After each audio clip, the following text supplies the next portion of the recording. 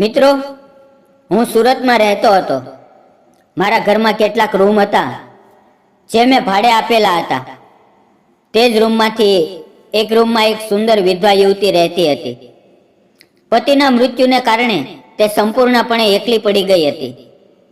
જીવન ચલાવવા માટે તેણે શાકભાજી વેચવાનું નાનું કામ શરૂ કરેલું, પણ જિંદગીનો બોજ તેના ખંભા પર ભારે લાગતો હતો.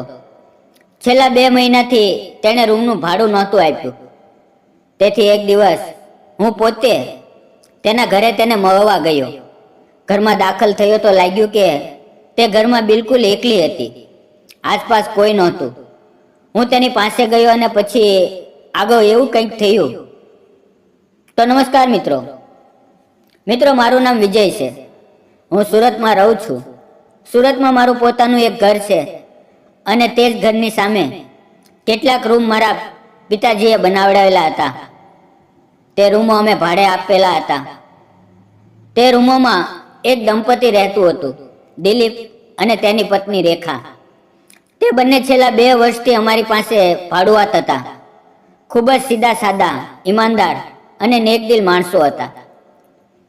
દિલીપ ગામડેથી સુરત આવ્યો હતો અને હીરા પોલિશનું કામ કરીને પોતાની રોજીરોટી કમાતો હતો. મિત્રો, તેની ઈમાનદારી અને સાદગીને કારણે મને હંમેશા તેનો આદર લાગતો હતો. પણ દુર્ભાગ્યે દિલીપ વધુ ભણેલો લખેલો નહોતો અને હંમેશા પૈસાની તંગી રહેતી હતી. એક દિવસ તેને હળવી બીમારી થઈ, પણ પૈસાની તંગીને કારણે તેનો સાચો ઈલાજ ન થઈ શક્યો અને તેનું મૃત્યુ થઈ ગયું. દિલીપના મૃત્યુ પછી રેખા એકદમ એકલી પડી ગઈ. કેટલાક દિવસો માટે તે માયકે ગઈ, પણ પછી પાછી અમારી પાસે એટલે કે તે જ ભાડાના રૂમમાં રહેવા આવી ગઈ. હવે તે પોતે શાકભાજી વેચતી હતી, પણ તેના ચહેરા પર હંમેશા દુઃખની છાયા દેખાતી હતી. હું ક્યારેક તેની પાસેથી શાકભાજી લઈ લેતો અને તેની સાથે વાત કરતી વખતે મને લાગતું કે તે અંદરથી ખૂબ એકલી છે. તેણે છેલ્લા 2 મહિનાથી ભાડું પણ નહોતું આપ્યું, પણ મેં તેને કંઈ કહ્યું નહીં. એક રવિવારે મારી શાળામાંથી રજા હતી, તો મેં વિચાર્યું કે જઈને તેને પૂછું કે આખરે શું તકલીફ છે. સવારે આશરે 11 વાગ્યે હું તેના દરવાજે ગયો અને ટકોર કરી. રેખાએ દરવાજો ખોલ્યો, મને નમસ્કાર કર્યા અને અંદર બોલાવ્યો. તેણે ખાટલા પર બેસવાનું કહ્યું અને મને પાણીનો ગ્લાસ લાવીને આપ્યો. હું પાણી પી રહ્યો હતો અને તેને જોતા જોતા વિચારતો હતો કે આટલી સીધી, સરળ અને સુંદર છોકરી દિલીપ જેવા માણસને કેવી રીતે મળી હશે. કદાચ એક પ્રકારનું નસીબનું રમકડું જ હશે. પછી હું સીધો મુદ્દા પર આવ્યો અને બોલ્યો, રેખા, છેલ્લા 2 મહિનાથી તે ભાડું નથી આપ્યું. કોઈ તકલીફ છે? રેખા મારી વાત સાંભળીને તેની આંખોમાં આંસુ આવી ગયા. ધ્રુજતા અવાજે તેણે કહ્યું, સાહેબ, છેલ્લા 3-4 મહિનાથી શાકભાજીનો ધંધો બિલકુલ નથી ચાલતો. પૈસા જ નથી જમા કરી શકતી, તેથી ભાડું આપવામાં વાર થઈ. જો થોડાક સમય પછી આપું તો ચાલશે? હું ચૂપચાપ બેઠો, પણ તેની આંખોમાં દર્દ સ્પષ્ટ દેખાતું હતું. તે આગળ બોલી, હું હવે આ શાકભાજી વેચવાનું કામ બંધ કરી રહી છું. જો કોઈના ઘરે ખાવાનું બનાવવાનું કે ઘરનું કામ કરવાનું કામ મળી જાય તો સારું થઈ જશે. જો તમે તમારી ઓળખાણમાં કોઈ જગ્યાએ કામ મળે તો કહેજો. તેના દર્દભર્યા અવાજ સાંભળીને મને ખૂબ ખરાબ લાગ્યું. આટલું મહેનતું અને સાચી સ્ત્રી, પણ જિંદગીએ તેને ફક્ત સંઘર્ષ આપ્યો હતો. મને લાગ્યું કે આ છોકરી ખૂબ વિશ્વાસપાત્ર છે. કેમ નહીં તેને મારા જ ઘરે કામ પર રાખી લઈએ.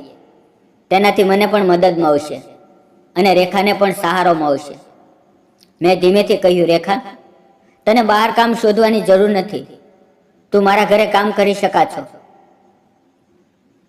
મારી વાત સાંભળતા જ તેના ચહેરા પર ખુશી ચમકી ઉઠી. તેની આંખોમાં ફરીથી આશાની ચમક આવી ગઈ. હું આગળ બોલ્યો, ચાલ મારી પાસે આવ અને વાત કરીએ. તેણે ઘરે તાળું લગાવ્યું અને મારી સાથે મારા ઘર તરફ ચાલી. મારું ઘર જોઈને તે કેટલીક ક્ષણો માટે ઊભી રહી ગઈ. કદાચ તેણે ક્યારેય આટલું મોટું ઘર અંદરથી નહોતું જોયું. તે ધીમે ધીમે મારી પાછળ અંદર આવી. ત્યારે હું તેને બોલાવીને કહ્યું, રેખા, તું અહીંયા જ કામ કર. તને રોજ સવારે અને સાંજે આવવું પડશે.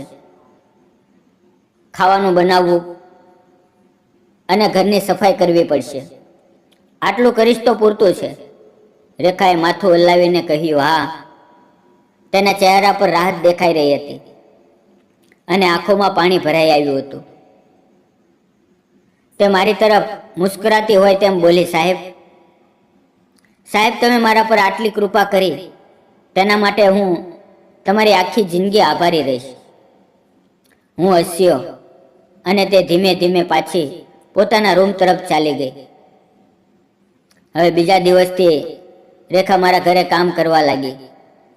તે સવારે વહેલી આવતી, ઘર સાફ કરતી, પછી મારી સાથે ખાવાનું બનાવતી, બપોરે ઘરની આગળ બગીચામાં પાણી આપતી, છોડવાઓની સંભાળ રાખતી. આમ કામ કરતા કરતા ઘરમાં એક અલગ જ રોનક આવવા લાગી. પણ તેના ચહેરા પર હંમેશા એક દર્દની છાયા રહેતી. મન હજી પણ દિલીપની યાદોમાં ખોવાયેલું હતું. હું અવારનવાર તેને કામ કરતી જોતો રહેતો. ક્યારેક તે મારી તરફ જોઈને હળવું સ્મિત આપતી, પણ તે સ્મિત પળભરમાં અદૃશ્ય થઈ જતું. હવે મિત્રો, આમ જ 3-4 મહિના વીતી ગયા અને ધીમે ધીમે હું અને તેનો સંબંધ ખૂબ સારો થઈ ગયો. હું તેને પોતાની જેવી માનવા લાગ્યો, પણ હું તેની આંખોમાં છુપાયેલું દર્દ દરરોજ અનુભવતો. તે દર્દ મારા મનને અસ્થિર કરવા લાગ્યું. એક દિવસ હું મારા રૂમમાં એકલો બેઠો હતો. ત્યારે રેખા મારા માટે ચા લઈને આવી. મેં તેની તરફ જોઈને કહ્યું, રેખા, થોડી વાર બેસ, મને તારી સાથે કંઈક વાત કરવી છે. તે થોડી અચકાઈ, પણ પછી મારી સામે બેસી ગઈ. હું તેની આંખોમાં જોઈને બોલ્યો, રેખા, હું ઘણા દિવસથી જોઈ રહ્યો છું, તું ક્યારે હસતી નથી. હંમેશા ચહેરા પર દુઃખ રહે છે. આવું કેમ? મારી વાત સાંભળીને તે ચૂપ રહી, પણ તેની આંખોમાંથી આંસુ વહેવા લાગ્યા.